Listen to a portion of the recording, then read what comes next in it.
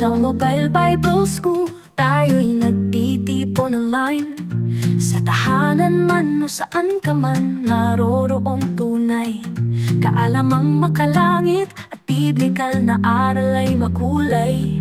Sa biyaya ng Diyos tayo'y lumalago sa buhay, karunungan at lalim sa pananampalataya. Sa Mobile Bible School, ito'y abot kamay na. Sa bawat aralin, tayo'y Next element natin is value or tone. At sa value at tone, hindi naman na mahirap ipaliwanag. Value at saka tone ay yung from darkened to lighten. From dark to light. So, value ang tawag dyan, o kaya tone. So, value or tone is the lightness or darkness of a color. So, it helps create a depth and contrast. Pag medyo parang dark, parang malalim, malayo. So, yun. Nakatago, yun yung tinatawag na parang psychological ng mga dark tone. And yung lighter tone naman, yan yung magaan, possible na mainit, ganun, mas malapit. So, ang gradient naman is gradual transition between value, ranging from light to dark. So, it can also be transition between two color. Kaya meron tayong mga tinatawag na gradient, di ba? So, sa Canva, meron din na mga shapes doon. Maglalagay tayo ng shape and then lalagyan natin or tignan natin, meron doon mga tinatawag na color gradient. So, ngayon, mag-download po kayo ng Canva sa mga wala pang Canva. So, lahat po ba may Canva na dito? Kasi nung enrollment, ang nakalagay doon sa orientation natin, ang gagamitin natin sa graphic design is Canva. So, hindi ko rin naman nasabi sa group chat, no? Dapat meron tayong Canva sa group chat. Sa ating cellphone.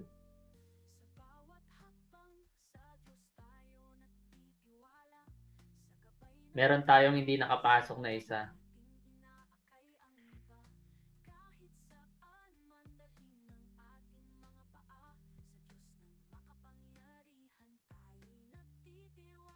So, yan, invite natin. So, ito po yung tone. Di ba, magkakaroon naman po kayo ng PowerPoint presentation natin, itong presentation na to, but in PDF format. So, dito natin makikita yung different parts ng tone. Kung gusto nyo matuto ng 3D rendering, ay ito po yung pinaka-foundational na kailangang malaman natin about sa value or tone. Meron tayong tinatawag na half tone. Ito yung pinaka-mid tone ng lahat. Okay. And then core, shady. Then form of shadow. Kasi ito may reflective na yan ng shadow niya. Then penumbra. And then yung cast shadow. Kumbaga yung penumbra, yan yung transition ng background or ng wall. And then yung pagtama ng ng object, yung tawag dito, obscured. Then yung cast shadow, yung pinaka-core shadow, cast shadow po pala. Core shadow yung nasa shape, and yung cast shadow yung kopya niya ng shape.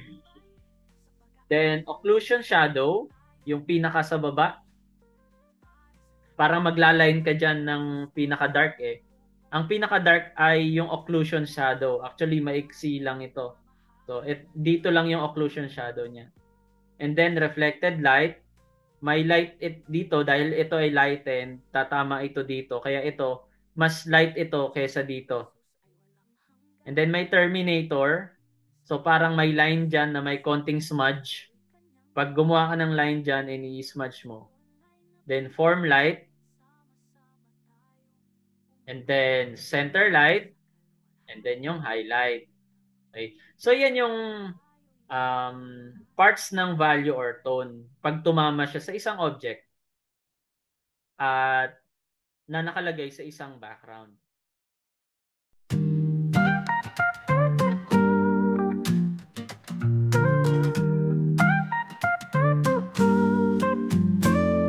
Sa Mobile Bible School, tayo'y nagtitipon nagtitipon online. Sa tahanan man o saan ka man, naroroong tunay kaalamang makalangit at biblikal na aral ay makulay. Sa biyaya ng Diyos tayo'y lumalago sa buhay, karunungan at lalim sa pananampalataya. Sa Mobile Bible School, ito'y abot kamay na. Sa bawat aralin, tayo'y natututo sa teolohiya at biyaya. Sabay-sabay ay lumalago tayo.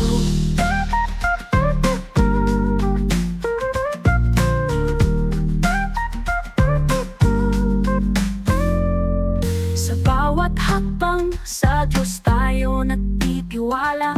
Sa gabay ng Kanyang salita, ating inaakay ang iba.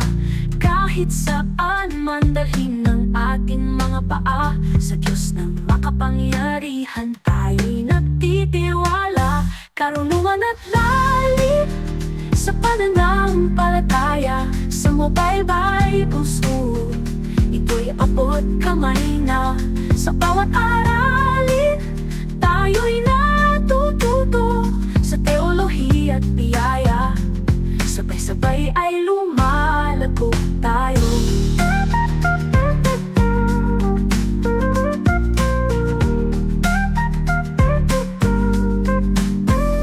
Ang pag-ibig ni Jesus ay walang hanggan. Sa bawat puso't isipan, tayo'y Kanyang tinuturuan. Sa online na paaralan, sama-sama tayong umaasa. Sa kaluwalhatian ng Diyos tayo'y nagkakaisa. Karunungan at lalim sa pananampalataya. Sa Mobile Bible School, ito'y abot kamay na. Sa bawat aralin, tayo'y natututo sa teolohiya at biyaya. Sabay-sabay ay lumalago tayo. Hey, sa Mobile Bible School, tayo'y naglalakbay. Sa pag-aaral ng salita, tayo'y magwawagi. Para sa kaluwalhatian ng Diyos, tayo'y nagpupuri. Sa Kanyang biyaya, tayo'y nagmamahalan.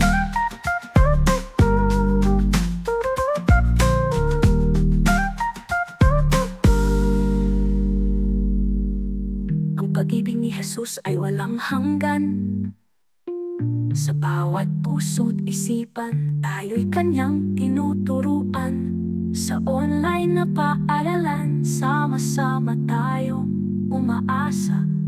Sa kaluwalhatian ng Diyos, tayo'y nagkakaisa.